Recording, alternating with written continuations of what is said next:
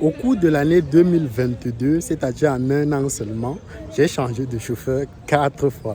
Dans cette vidéo, je vous dis comment cela est arrivé et surtout quelles sont les leçons que je tire de cette expérience qui pour moi est simplement inédite. Alors pour te situer un peu dans le contexte, nous sommes en fin 2021 et grâce aux résultats que nous faisons au CENIC, entendez par là Claudel Mundici International Consulting, notamment au département vente, le docteur décide de mettre à notre disposition deux véhicules neufs, deux véhicules flambant neufs de chez Camille Toyota, avec des chauffeurs naturellement, parce qu'à l'époque, personne de nous ne savait conduire. Et donc, ça c'est un peu pour ce qui est du contexte. Maintenant, pour ceux qui vont se demander, mais pourquoi par la suite, je ne suis pas moi-même allé à l'auto-école pour pouvoir conduire de moi-même. Je vais rapidement répondre à cette interrogation-là pour ceux qui pourraient se poser cette question-là par la suite de la vidéo. Alors, avec l'activité que je mène, être au volant moi-même, en réalité, c'est une perte de temps et ce serait perdre de l'argent. Pourquoi? Parce que mes journées, comment je les passe? Soit je serais au téléphone en train de convertir des prospects et donc quand je suis au téléphone, je ne peux pas conduire. Soit je serais au téléphone en train de rédiger par exemple des contenus textes ou en train de structurer des contenus vidéo que je vais pouvoir faire par la suite. Soit je serai en train de me former, c'est-à-dire en train d'écouter des formations, c'est-à-dire en train de regarder des documentaires, en train de regarder des reportages ou en train de lire des livres. Ce qui fait qu'avec ces différentes activités-là, être au volant, faire parfois 1 heure, 2 heures, 3 heures de temps dans les embouteillages, ce serait une perte de temps énorme. Ce qui fait que c'est plus pertinent pour moi de prendre un chauffeur qui le fait et avec mon cœur de métier qui me permet de générer assez, je le paye tout simplement. Et d'ailleurs, je t'ai laissé un lien en commentaire si tu souhaites apprendre les 2 compétences indispensables qui vont te permettre toi aussi de pouvoir gagner de l'argent en ligne. 2 compétences indispensables, notamment le copywriting et la vente. Je t'ai laissé un lien en commentaire avec une grosse réduction sur 2 de mes meilleures formations que tu pourras également en bénéficier. Et donc, dès qu'on reçoit les véhicules, c'est avec un chauffeur. Et mon premier chauffeur, c'était un homme musulman. Et donc, avec lui, lorsqu'on était dans la ville, ou même lorsqu'on se déplaçait, généralement dans l'après-midi de la journée de vendredi, pour ceux qui sont musulmans, ils savaient un peu de quoi il est question. Je ne pouvais pas compter sur lui. Ça veut dire qu'il devait être à la mosquée en train de prier quand on est dans la ville de Yaoundé, ou même si on s'est déplacé et que voilà, il peut aller à la mosquée, faire sa prière et tout. Je ne pouvais pas compter sur lui. Ce qui fait que, avec lui principalement, et ça ne me posait pas problème. Mais ce qui m'a un peu rattrapé avec lui, c'était que voilà, c'est lorsqu'un pauvre passe un cap que parfois il n'avait pas ou il n'était pas encore prêt à franchir. Ou alors, il n'avait peut-être pas imaginé franchir parce que c'est ce que j'aime souvent appeler la maladie des pauvres. Quand je dis maladie des pauvres, c'est pourquoi? C'est que lorsque un pauvre devient riche ou lorsqu'un pauvre atteint un certain niveau de vie, il y a des folies que parfois il fait que quelqu'un qui est né dans l'argent, quelqu'un qui a grandi avec l'argent, lui ne peut pas faire ces folies-là parce que pour lui, bon, l'argent, c'est une commodité, c'est quelque chose qu'il a depuis qu'il est tout petit. Alors que lorsqu'on est pauvre et qu'on parvient à atteindre un certain niveau de vie, non, c'est évident que voilà, parfois on va faire certaines folies.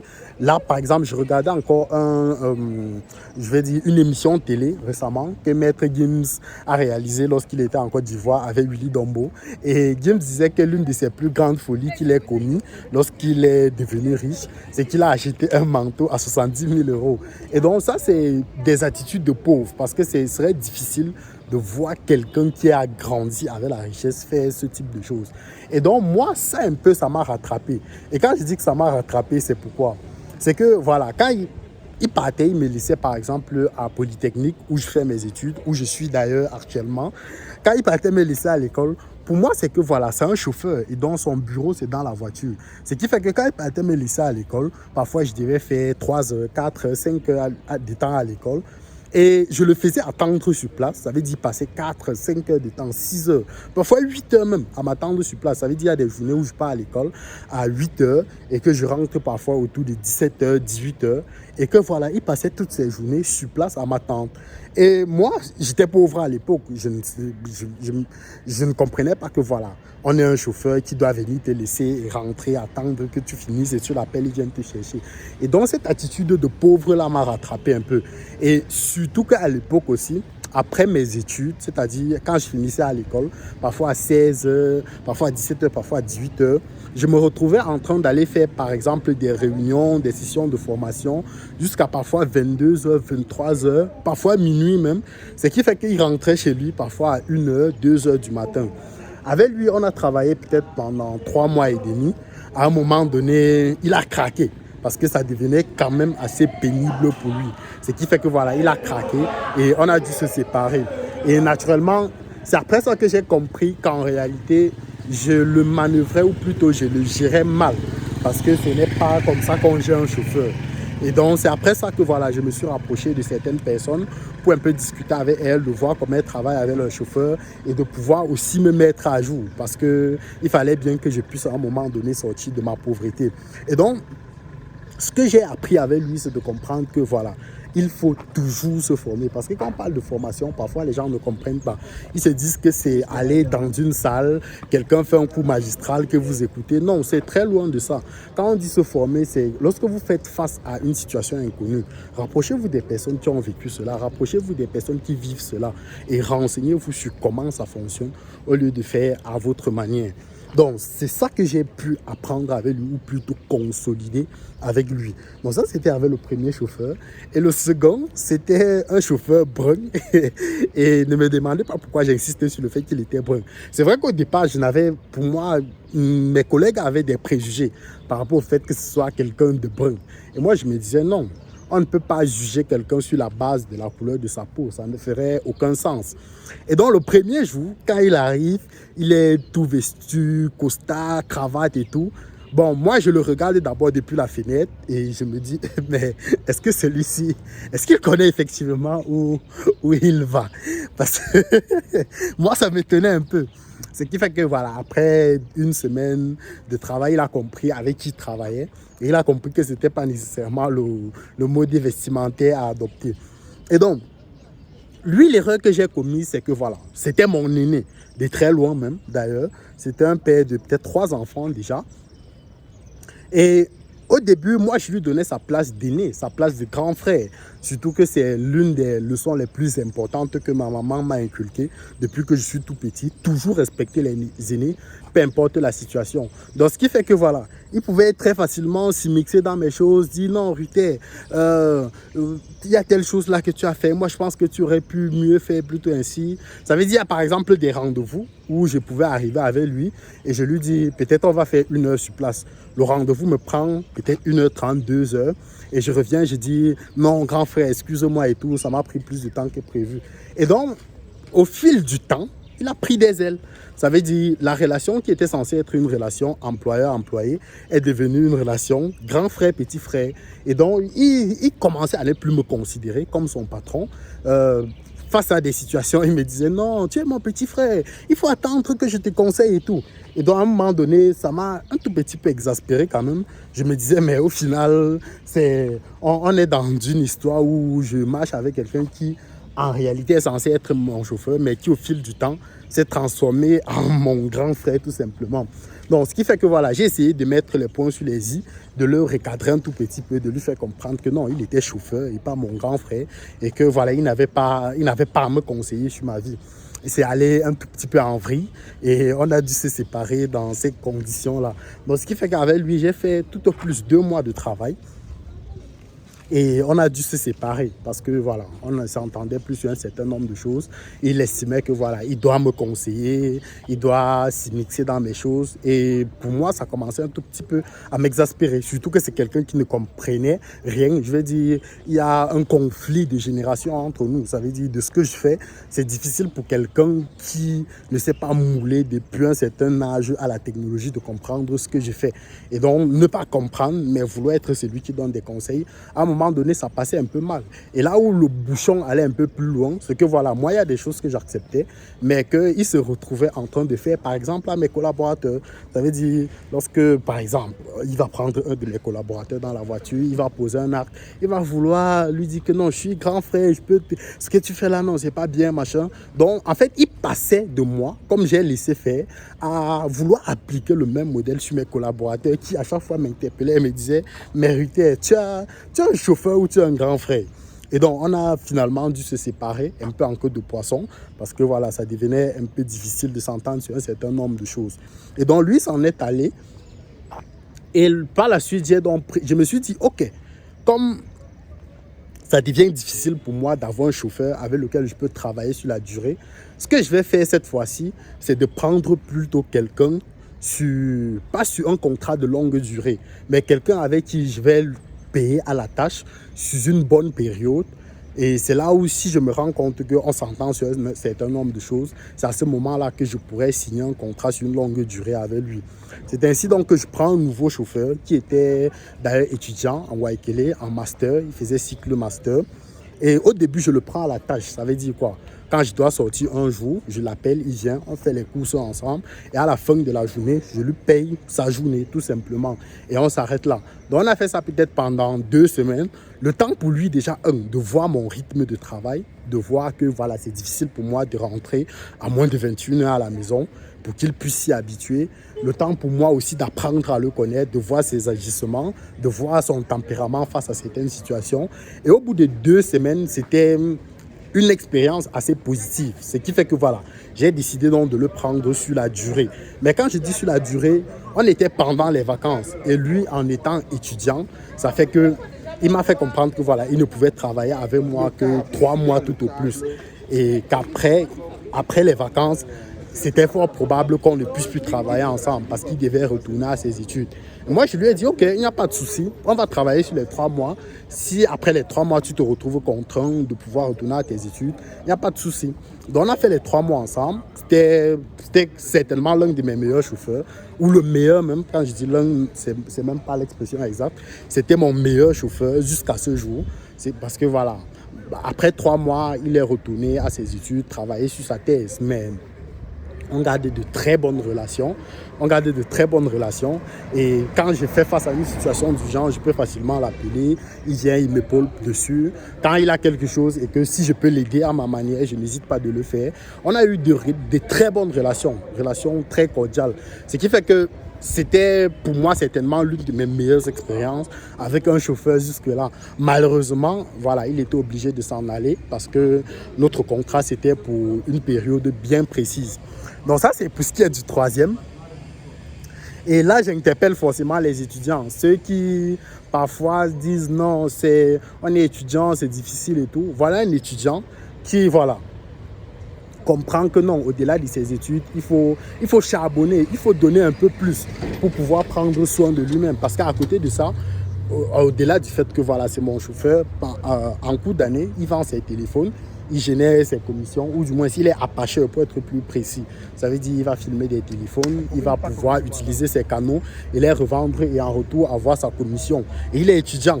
Ce qui fait que quand les gens viennent et se plaignent, je suis étudiant, machin, je n'arrive pas à m'en sortir. Moi, je dis tout simplement, tu es paresseux, mon frère. C'est que tu ne veux pas travailler. Et donc, avec lui, on s'est arrêté au bout de 3 mois. Et comme il s'en allait, je lui ai demandé, OK, toi, tu t'en vas, mais vu comment nos relations sont, tu as vu la manière avec laquelle je travaille, est-ce que tu peux me recommander quelqu'un? Il m'a dit, oui, j'ai un ami que je peux te recommander. Et moi, je lui ai dit, OK, comme toi, tu connais déjà ma façon de travailler, tu connais un peu ma personne. Moi, je te connais et je te fais confiance. Donc, si tu me recommandes quelqu'un, je ne peux que faire confiance à la personne. Ce qui fait qu'il m'a recommandé un de ses amis aussi, qui était très, mais alors très serviable. Ce qui fait que voilà, après 1 mois de travail, vu la manière avec laquelle il était serviable, vu sa personne tout simplement, je me suis dit voilà, enfin quelqu'un avec qui je vais pouvoir travailler sur la durée. Ce qui fait que je me suis un peu trop vite attaché à lui. Donc, pour moi, c'était voilà, devenu quelqu'un avec qui, non, j'étais convaincu qu'avec lui, on peut travailler sur la durée. Mais sauf que, en fait, c'est quelque chose dont je n'aurais pas dû. Après 2 mois, il vient un soir et me dit, Rutel, j'ai trouvé une meilleure opportunité et on sera obligé de se séparer. C'est vrai que sur le coup, j'ai laissé semblant de ne pas avoir mal pris, de le comprendre, mais sincèrement, j'avais très mal pris cela parce que ça m'exaspérait un peu. Surtout que c'était quelqu'un avec qui, voilà, je me voyais vraiment travailler sur la durée. Le salaire, je crois que je paye tout au moins la moyenne de ce qu'on paye dans ce métier-là. Et lorsque ma situation financière m'est favorable, je n'hésite jamais à faire un geste quand il est en situation, quand un de mes proches est en situation difficile.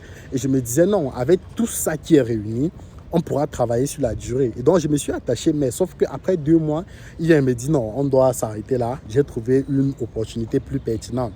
Sincèrement, ça m'a, comment on dit en jargon camerounais, ça m'a chop, franchement. Et donc je me suis dit, mais c'est même quoi cette histoire?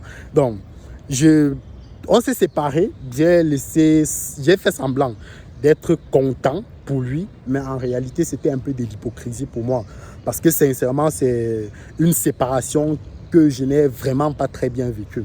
Donc, et ça m'a aussi permis de comprendre qu'avec les collaborateurs, il ne faut pas mettre le cœur parce que ça peut s'arrêter aussi à tout moment. L'homme est permanemment à la recherche des situations un peu plus meilleures pour lui. Et donc mettre le cœur en réalité, ce serait fatal pour toi. Vous imaginez, tu es chef d'entreprise, tu as 5, 10, 20, 30 collaborateurs comme ça, sur qui tu as mis le cœur, tu te vois sur la durée travailler avec eux et que du jour au lendemain, les 10 ou les 15 viennent t'annoncer que voilà, ils ont trouvé des situations meilleures et que toi, tu t'y étais attaché, c'est que tu risques de craquer tout simplement. Donc, j'ai aussi un peu appris ça à mes dépens. C'est vrai que c'est quelque chose que, voilà, je connaissais déjà, même de façon inconsciente, mais quand on n'a pas vécu, c'est souvent difficile d'assimiler. Donc, c'est après cette expérience-là que j'ai vraiment mieux assimilé cette leçon. Et depuis lors, nous sommes rendus à près d'un mois déjà. Je me suis dit, OK, Rutel, tu vas un peu revenir à ta vie d'avant. Ça veut dire j'ai recommencé à prendre le taxi normalement. Quand j'ai des courses à faire, voilà, je sors, je prends mon taxi, je prends ma moto, je pars faire mes courses. Et ça va faire près d'un mois maintenant que je me suis assez détaché du véhicule parce que c'est aussi l'une des leçons que ma maman m'apprenait toujours, que voilà, je me suis aussi un peu inculqué ça dans la tête. Elle me disait, Rutel, il faut toujours savoir que tout peut s'arrêter à tout moment. Ça veut dire, tu peux vivre une vie de prince aujourd'hui, une vie les plus luxueuses et que du jour au lendemain, tout s'arrête. Et tu dois pouvoir reprendre ta vie comme si de rien n'était. Et avec le véhicule, je m'étais un peu détaché de ça, très sincèrement.